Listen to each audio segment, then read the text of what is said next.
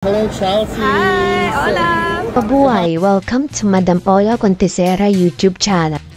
Sa naging live video nga ni Miss Universe Philippines 2024 Chelsea Manalo, ay may Pinoy nga na nagkomento na wala pang tulog ang mga ito sa paghihintay nga sa kanya.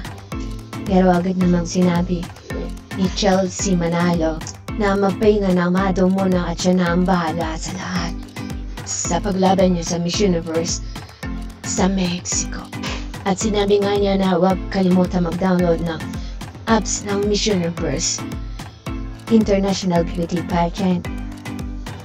At doon nga ay click ang Philippines para nga sa karagdagang boto para sa ating kandidata na si Miss Universe Philippines Chelsea Manalo. Narito ang kanyang kabuuhang sinabi. And then, wala pa kaming tulog, kakawait sa'yo.